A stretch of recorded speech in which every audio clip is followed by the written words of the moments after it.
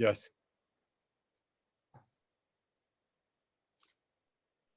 Are we ready to begin?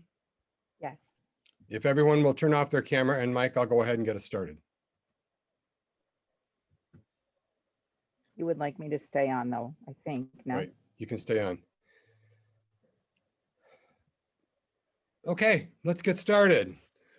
Welcome to the first global conference on multi-level marketing, the Consumer Protection Challenge. I'm William Keep, Professor of Marketing at the College of New Jersey. I want to thank the steering committee for their months-long work under, of course, pandemic conditions. All have previous experience with this topic. A conference like this would not be possible, of course, without our wide range of expert presenters who have taken time from their busy schedules to share and discuss consumer protection and consumer harm in the MLM industry. I particularly want to thank FTC Commissioner Noah Joshua Phillips for providing a keynote, and our international presenters and attendees joining us across multiple time zones. Just a bit of housekeeping. Attendees can choose to hear the sessions in English or Spanish by clicking on the globe icon at the bottom. Attendees can submit questions during each session via the Q&A icon.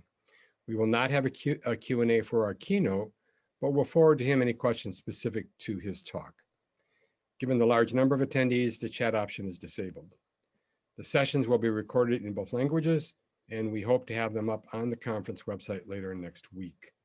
We also hope to post on the website answers to the unanswered questions that can be addressed.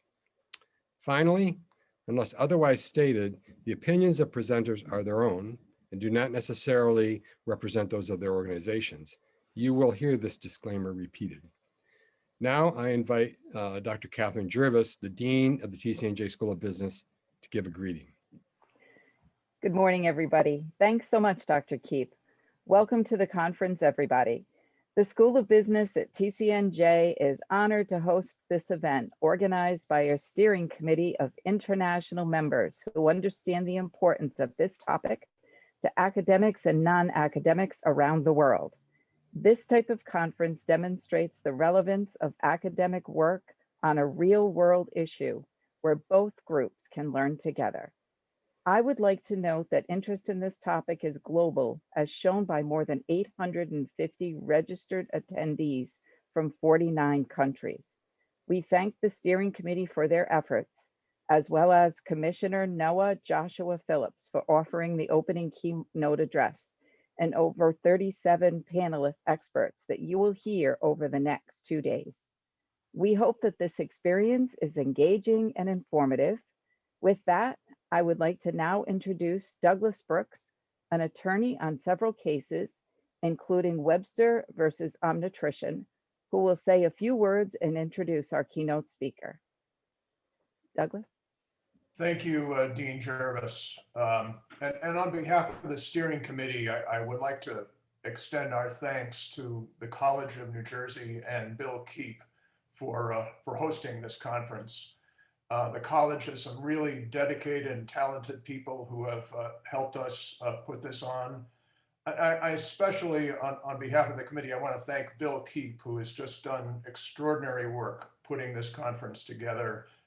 He's been working tirelessly for many months, and this conference that you're about to see would not look like it does without Bill's work. I mentioned the steering committee, and let me just say we are an ad hoc group. There is no organization, there is no funding from any source.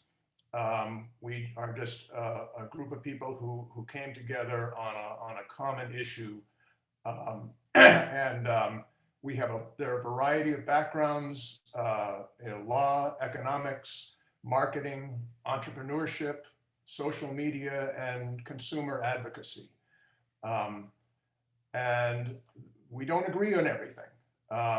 We are united in our belief that multi-level marketing presents a serious problem, has caused a tremendous amount of harm throughout the world. But as to the reasons why that's the case and as to the remedies, there are a variety of opinions. We have listened carefully to each other. while expressing our opinions, and we hope that you will do the same. And I really believe that we have a lot to learn from each other. There were a number of factors that led us to think that the timing was right for this type of conference. One is that there have been some indications from the Federal Trade Commission that they may be tightening their focus on the multi-level marketing industry, in particular, a number of recent enforcement actions, and I think we'll be hearing more about that in a few minutes. But even maybe more importantly, there has just been a tremendous growth on social media in what's being called the anti-MLM movement.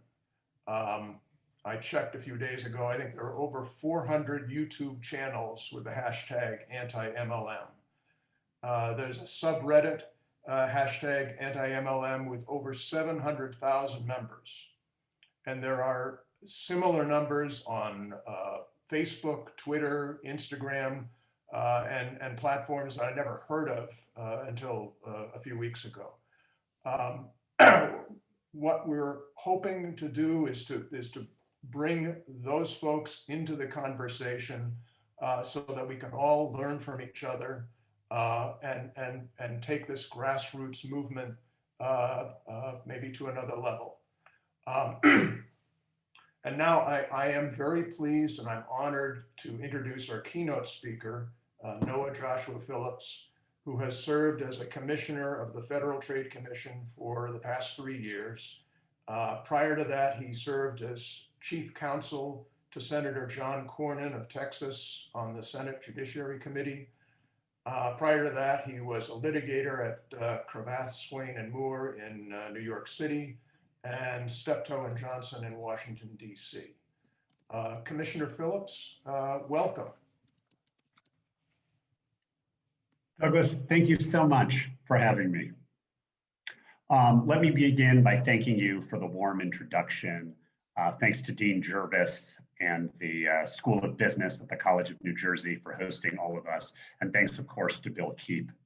It's an honor to be here with all of you. It's a great roster of people, and I'm looking forward to watching as much as I can and to contributing today.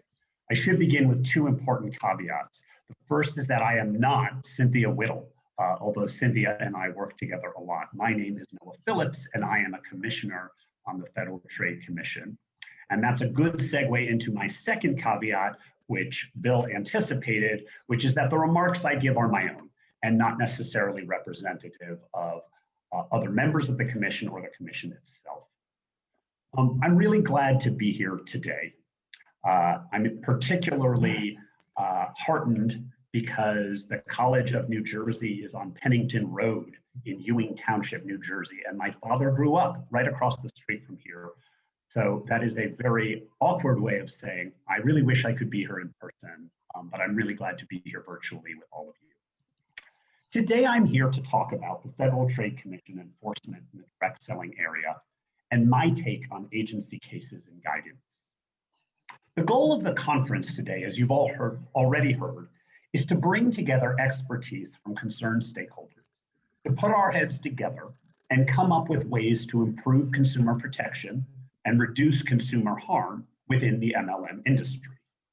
I'm thrilled that you will get the benefit of the expertise today of some of the FTC's finest, both past and present, Katie Daffin, Andrew Smith, Andrew Stivers, and Peter Vandernaat. For table setting purposes, it might be helpful to define some of the terms for the purpose of my remarks. Generally, a multi-level marketer distributes products or services through a network of salespeople who are not employees of the company and do not receive a salary or wage. Instead, members of the company's sales force usually are treated as independent contractors who may earn income depending on their own revenues and expenses. Typically, the company does not directly recruit its sales force, but relies upon its existing salespeople to recruit additional salespeople, which creates multiple levels of distributors or participants organized in downlines. A participant's downline is the network of his or her recruits and recruits of those recruits, and so on. The FTC has historically recognized that multi-level marketing is not monolithic, with various participants employing many different structures and methods of selling to distribute all manner of products. Multi-level marketing may have certain benefits over traditional retailing because it depends on direct relationships between sellers and consumers, can help companies reach consumers that they might not otherwise be able to reach, and may allow for sales to consumers or communities who may be underserved by traditional retail. Multi-level marketing also can give consumers the opportunity to try to supplement their income. Although there may be significant differences in how multi-level marketers sell their products or services, the FTC's work over the last year or two illustrates the importance of hewing to one of the most basic consumer protection principles: tell the truth. Representations by MLMs or their distributors must be truthful, non-misleading, and substantiated. Some of the most shameless violations of this core principle over the last year in particular have come up in the context of companies and distributors taking advantage of the COVID-19 pandemic. In April and June of last year, the FTC sent warning letters to a number of multi-level marketing companies to remove and address claims that they or their participants were making to tap into consumers' fears about their economic well-being and health during the pandemic. Many distributors and one company capitalized on these fears and made clearly suspect and in all likelihood illegal claims about consumers' abilities to earn substantial income. The letters highlighted problematic language and reminded companies that express and implied earnings claims must be truthful and non-misleading to avoid being deceptive and therefore unlawful under the FTC Act. This means that claims about the potential to achieve a wealthy lifestyle, career level income, or significant income are false and misleading if business opportunity participants generally do not achieve such results. By generally, I do not mean the average or mean of what participants in a specific company earn. I mean what the typical distributor earns, which should factor in expenses rather than reflect gross income. It's worth pausing on the important issue of earnings claims among MLM participants. As many of you know, the Direct Selling Association, or DSA, is a national trade association for companies that market products and services directly to consumers through an independent sales force, including MLMs. The DSA itself has acknowledged that most MLM participants will not realize more than a very modest income. And the law says that even truthful testimonials from participants who do manage to earn significant income or more will likely be misleading unless the advertising also makes clear that the amount earned or lost by most participants. Again, this would require laying out what the typical participant can expect to earn after expenses, generally very little. Based on testing done by the Commission, qualifications such as results not typical or results based on experiences of a few people are not enough to make clear that otherwise truthful statements about significant income are not the typical experience. In fact, after a consumer sees a claim about atypical earnings, it will likely be difficult to correct the consumer's impression with a disclaimer so that you can leave him or her with a truthful net impression. And it is net impression at which we, the FTC, look. It all depends on the details, but it may be a difficult task to pull off. This is why the FTC advises that it's unwise for MLMs to make earnings claims expressly or by implication that don't reflect what typical participants achieve. Now, back to the warning letters that I mentioned. In addition to earnings claims, the marketplace was also rife with claims about certain products' ability to treat or prevent COVID-19. That is dangerous stuff. Warning letters we sent cautioned these MLMs that it is unlawful under the FTC Act for them or their distributors to advertise that a product can prevent, treat, or cure COVID-19 unless they possess competent and reliable scientific evidence. And this includes, when appropriate, well-controlled human clinical studies, substantiating that the claims are true at the time that they are made. For COVID-19, no such studies existed for any of the products at issue when the letters were sent. The FTC warned letter recipients immediately to cease making the unsupported COVID-19 claims. These letters also set forth another important reminder. Companies are responsible for the claims of their business opportunity participants and representatives. The compensation structure of a multi-level marketing entity may create incentives for its participants to make certain representations to current or prospective participants. The FTC has cautioned MLMs that they are therefore obliged not only to instruct their participants not to make false, misleading, or unsubstantiated representations, but also to monitor their participants so they do not make such misrepresentations. I am pleased that others, in particular, the BBB's Direct Selling Self-Regulatory Council and the DSA, recognize the importance of reiterating these messages to members of the direct selling industry. Last year, both institutions cautioned direct selling companies and their sales force members to ensure that all claims made about health-related products are accurate.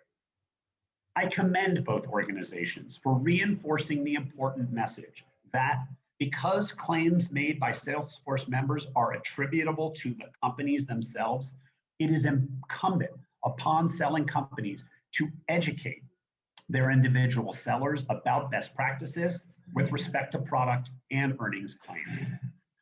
As I mentioned earlier, multi-level marketing done correctly can benefit distributors and consumers, but an overemphasis on recruiting can easily turn a multi-level marketing company into a pyramid scheme.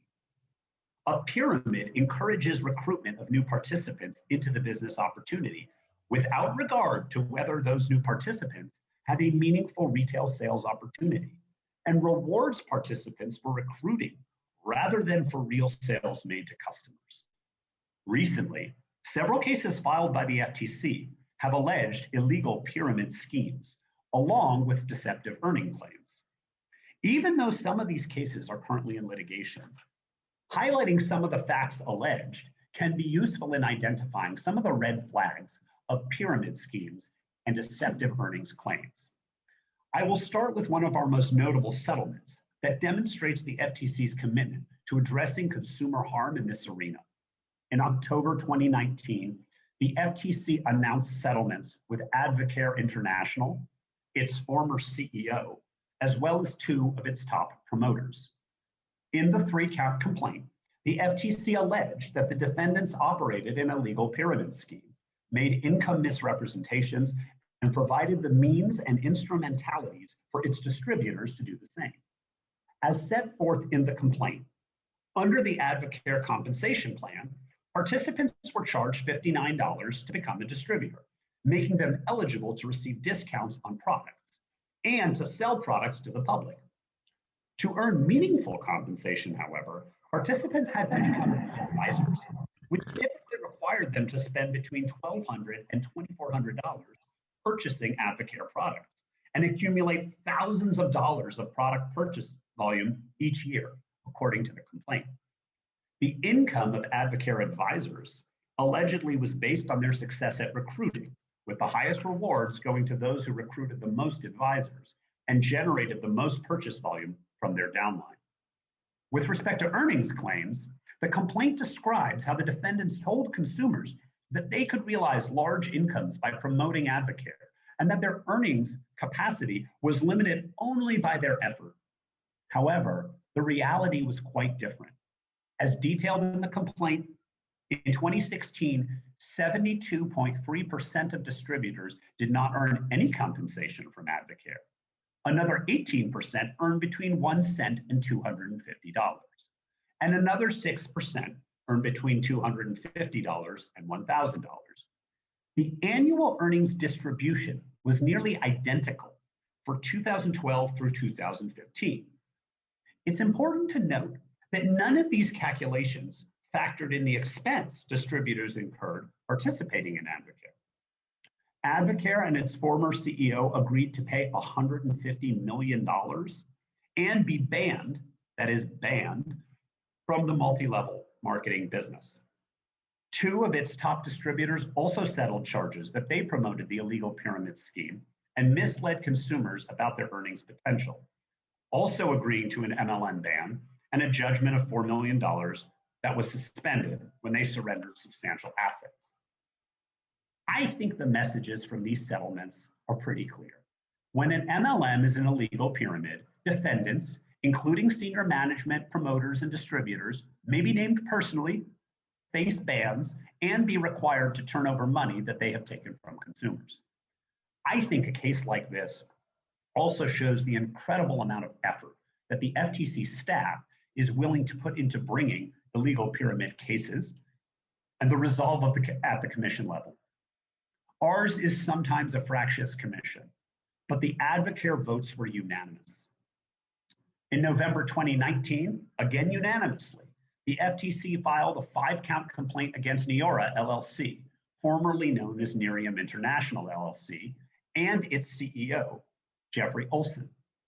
Neora is an MLM that sells supplements, skin creams, and other products through a network of, quote, brand partners, end quote. Our complaint alleges that Neora's compensation scheme emphasizes recruiting new brand partners over the retail sale of products to consumers. The complaint also alleges that the defendants made false earnings claims, that consumers who become Neora brand partners are likely to earn substantial income. However, rather than making substantial income, the complaint describes how Neora's business model makes it unlikely that brand partners can earn money by selling products to outside consumers in response to genuine demand. Most make little or no money, and a substantial percentage lose money. Instead, purchases by brand partners and fees paid by brand partners accounted for more than half of all company revenues. As we saw more recently with MLMs that took advantage of the COVID-19 crisis, in addition to the illegal pyramid scheme and false earnings claims, the defendants also are charged with deceptively promoting their supplements. Here, the FTC alleges that defendants deceptively claim that their products are an antidote to concussions and chronic traumatic encephalopathy, as well as Alzheimer's disease and Parkinson's disease, and misrepresent that they had scientific proof. Because Neora provided its brand partners with promotional materials that contained deceptive misrepresentations about the supplements, the complaint also charges them with providing their brand partners with the means and instrumentalities to deceive others. This case is currently in litigation, and the court has not ruled on the merits. However, the language of the FTC complaint is a useful tool to illustrate the types of acts and practices that the FTC is likely to find problematic. For example, the complaint alleges that Neora incentivizes recruits to make a substantial upfront investment in Neora products and then commit to additional product purchases each month. The complaint alleges that according to Neora's own recent reporting, less than 5% of brand partners in the United States earn more from Neora than they pay in fees and product purchases. That allegation raises an important compliance point. Providing a truthful and substantiated income claim requires that an MLM will need to know and be able to show that the outcome it or its distributors are claiming is the generally expected achievement of distributors after taking expenses into account. The complaint is also illustrative of another fact. When the FTC investigates, it does a thorough job of uncovering and pleading deceptive acts and practices. Not only could defendants be on the hook for an illegal pyramid scheme and deceptive earnings claims, other advertising and marketing practices will come under the microscope as well. For example, does the product actually do what it claims it does? And do the defendants have the substantiation to support the marketing claims that they are making? If defendants offer a refund policy or a guarantee, do they stand by it? Sometimes, in addition to filing a complaint, the FTC asks for immediate relief. In January 2020, a federal court granted the FTC's request to temporarily shut down an alleged pyramid scheme known as Success by Health, to appoint a receiver for the company and freeze the assets of the company and its executives. Success by Health sold coffee, tea, and dietary supplements through a network of independent distributors called affiliates. In a separate action, we also allege that individual Jay Noland, along with 2 other Success by Health executives, should be held in contempt for violating a 2002 court order against Noland related to another pyramid scheme against which the FTC took action, known as Big Smart. As you can see, the FTC is fully engaged in this area and is determined to protect hardworking consumers from losing money to illegal pyramid schemes or other business opportunities that make deceptive earnings claims. This is a top enforcement priority for me, and I hope the agency. This conference's mission is very important, and I look forward to seeing the fruits of your discussion. And with that, I'll end. Thank you so much for your time today. Thank you, Commissioner Phillips.